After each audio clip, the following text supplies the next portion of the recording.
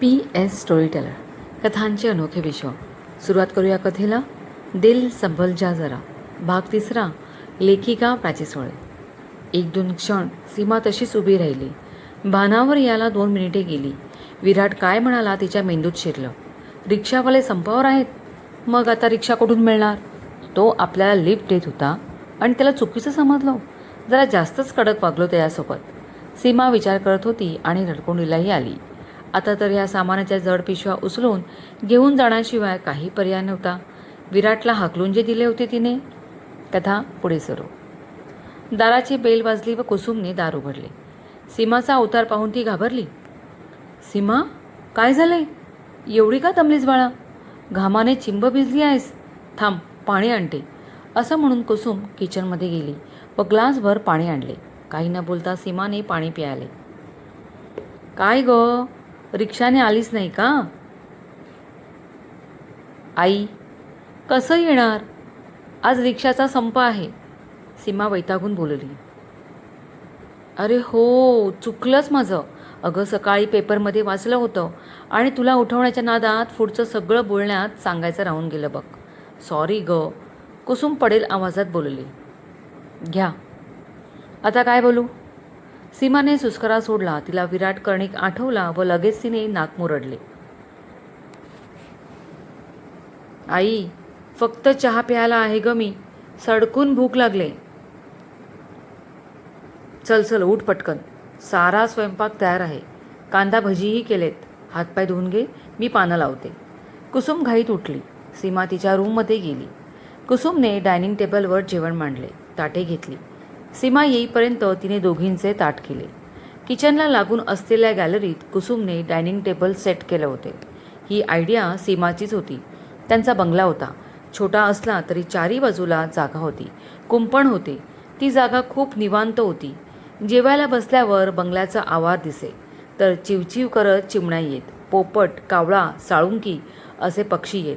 ते जेवण जणू निसर्गाच्या सानिध्यात केलेलं आत्मभोजन आहे असं सीमाला वाटे. कुसुमलाही आवडले होते. सीमा फ्रेश होऊन आली. दोघी बसल्या. गरम अन्नाच्या सुवासाने सीमाची भूक चाळवली गेली. तिने पटकन कांदा भजी तोंडात टाकला व अधाशासारखी खाऊ लागली. ठसका लागलाच. अगं हळू, कोणी ताट घेऊन जाणार नाहीये, तुझंच आहे. सावकाश जेव, कुसुम पाणी देत म्हणाली. आपल्यासमोर जेवणाने भरलेलं ताट. पण तो विराट कर्णिक जेवला असेल का? साफसफाई करत होता, जेवला असेल का? नकळत तिच्या मनात विचार आला. पण दुसऱ्या क्षणी तो तिच्यावर ओरडलेला आठवला व तिला राग आला. असे नका उपाशी, मला काय, सोमवारपासून टिफिन. विचार झटकून तिने जेवणाकडे लक्ष केंद्रित केले. जेवण पोटात गेले तशी ती बरीच शांत झाली. सीमे, अचानक कुसुम बोलली.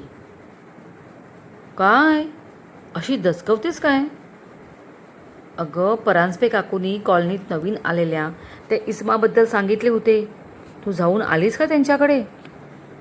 हो, गेली होती. काय झालंय, तू बोललीस की नाही?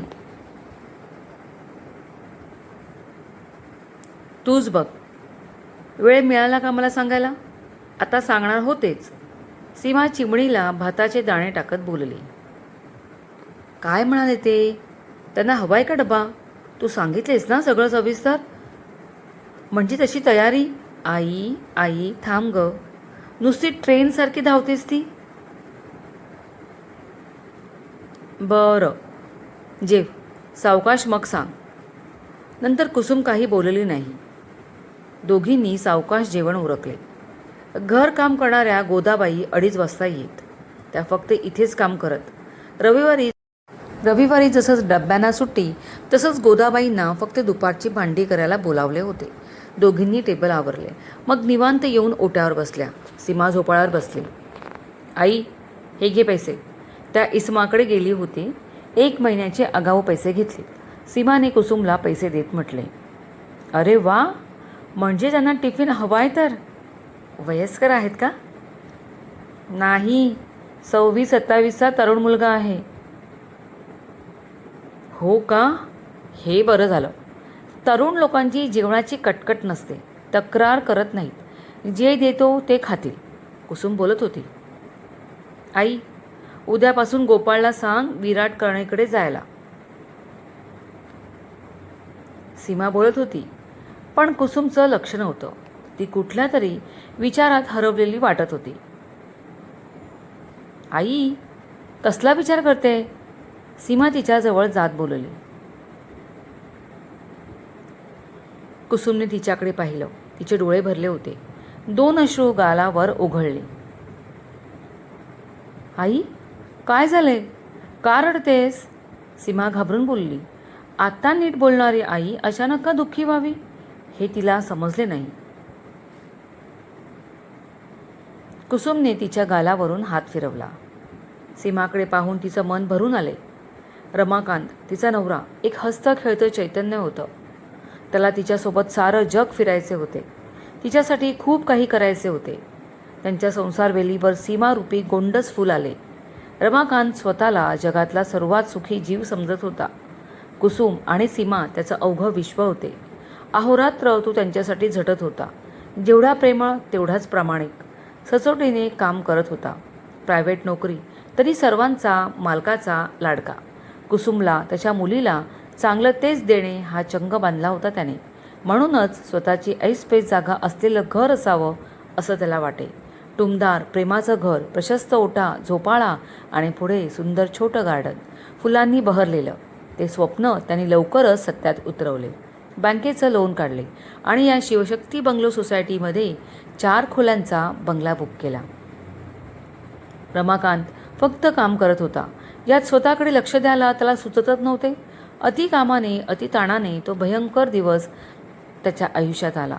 कामावर असतानाच त्याला मॅसिव्ह हार्ट अटॅक आला. कोणी काही करेल त्याआधीच त्याची जीवनयात्रा संपली. कुसुमवर तर आभाळ कोसळले. लहान सीमाला घेऊन तिला अर्ध्या संसाराचा डोंगर चढायचा होता. रमाकांतच्या चांगल्या वागणुकीने सगळ्यांची मने त्याने जिंकली होतीच. त्याच्या मालकाने त्याच्या सर्व्हिस व्यतिरिक्त कुसुमला त्याच्याकडून एक मोठी रक्कम दिली, रमाकांतच्या कामातून उतराई म्हणून. कुसुमला सगळा फ्लॅशबॅक डोळ्यासमोर आला. आई, बाबांची आठवण आली ना? सीमाचा आवाज हळवा झाला. हो, त्यांची आठवण यायला मी त्यांना विसरली कुठे आहे? ते कायम माझ्यासोबत आहेत. सीमा, माझी एकच इच्छा आहे बघ, तुझं लग्न करून देणे, एका चांगल्या सुशिक्षित घरात तुला देणे. माझ्या मनावर असलेला भार कमी होईल, तुझं चांगलं होऊ दे, हीच तुझ्या बाबांची इच्छा होती. कुसुम तिचे हात हातात घेत म्हणाली. आई, किती वेळा सांगू, इतक्यात मला लग्न करायचे नाही आहे. आपल्याला या घराचं लोन फेडायचं आहे आणि ते माझ्यासाठी महत्त्वाचे आहे. And this is final. तुझी काळजी कळते मला, पण मी कुठे वयस्कर झाले? 24वा चालू आहे. सगळं व्यवस्थित होईल, तू फक्त थोडा धीर धर, सीमा कडक आवाजात बोलली. अगं, पण तू कायम अशीच राहणार आहेस का? म्हणजे माझं ऐकायचंच नाही असं ठरवलं आहेस ना? कुसुम दुःखी होत म्हणाली. आई, हा प्रश्न नाही आहे. सध्या आपली प्रायोरिटी वेगळी आहे. हे घर बाबांचं स्वप्न आहे आणि ते हातचं जाऊ द्यायचे नाही आहे. म्हणून जास्त मेहनत करू आणि आधी लोन फेडू, सीमा तिला समजावत बोलली. ठीक आहे, थांबूया. हां, पण जेव्हा तुझ्या नशिबात तुझा नवरा असेल तेव्हा तू येणारच. तेव्हा ना तुझं चालेल ना कोणाचं. कुसुम हसली. तेवढ्यात गेटमधून गोदामावशी आत आल्या. हातात कापडी पिशवी, कपाळावर मोठं कुंकू आणि चेहऱ्यावर नेहमीचा असरा भाव. नमस्कार ताई. नमस्कार सीमा. या मावशी. उठत कुसुम म्हणाली. गोदामावशी थेट किचनकडे वळल्या.